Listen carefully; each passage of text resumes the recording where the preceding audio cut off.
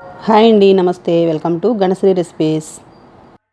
ఈరోజు మన రెసిపీలో సాల్టెడ్ పల్లీలు ఎలా ప్రిపేర్ చేసుకోవాలో చూద్దాం. ఇవి మనకు బయట బాగా దొరుకుతూ ఉంటాయి, తింటే చాలా బాగుంటాయి. అలాగే మనం ఇంట్లో ప్రిపేర్ చేసుకుంటే ఇంకా బాగుంటాయి కదా.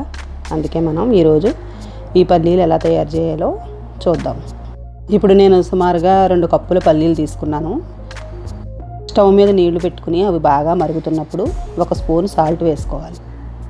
ఇలా బాగా మరుగుతున్న నీటిలో ఈ పల్లీలన్నీ వేసేసుకుని బాగా కలిపి స్టవ్ ఆఫ్ చేసేసి మూత పెట్టేయాలి.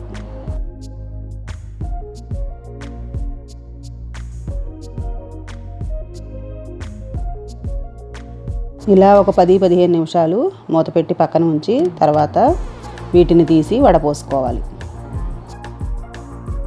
ఇలా వడపోసిన తర్వాత వీటిని ఒక టిష్యూ పేపర్ మీద కానీ లేదంటే ఒక క్లాత్ మీద కానీ వేసి కొంచెం వాటర్ అంతా పోయే వరకు ఒక 5-10 నిమిషాలు బాగా ఆరనివ్వాలి. బాగా డ్రై అవ్వాల్సిన అవసరం లేదు, కొద్దిగా తడి ఆరితే సరిపోతుంది. ఇప్పుడు మళ్ళీ స్టవ్ మీద కడాయి పెట్టుకుని అందులోకి ఫ్రై చేసుకోవడానికి సాల్ట్ వేసుకోవాలి. ఇది ఆల్రెడీ నేను ముందు వాడిన సాల్ట్, అందుకే కలర్ ఇలా ఉంది. ఈ సాల్ట్ బాగా వేడెక్కనివ్వాలి. ఈ పల్లీలు వేసుకుని స్టవ్ హై ఫ్లేమ్లో పెట్టి బాగా ఫ్రై చేసుకోవాలి. ఒక 5 నిమిషాల తర్వాత ఇవి కొద్దిగా పేలినట్టుగా సౌండ్ వచ్చి వేగుతూ ఉంటాయి.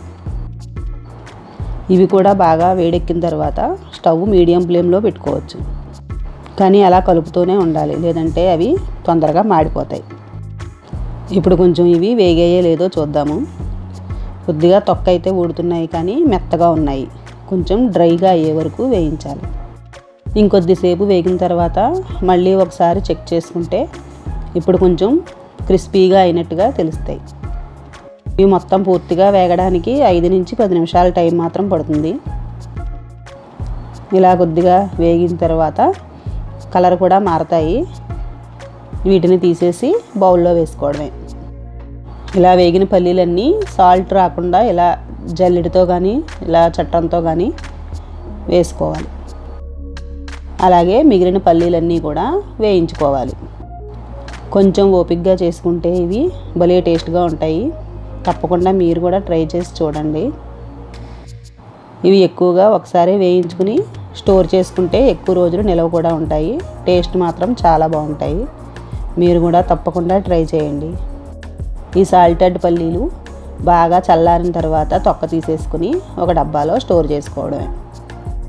ఎంతో ఈజీగా టేస్టీగా ఉండే ఈ పల్లీలు మీకు నచ్చినట్లయితే తప్పకుండా లైక్ చేయండి, షేర్ చేయండి. అలాగే ఫస్ట్ టైం చూసే వాళ్ళు ఎవరైనా ఉంటే సబ్స్క్రైబ్ చేసుకోండి. Thanks for watching.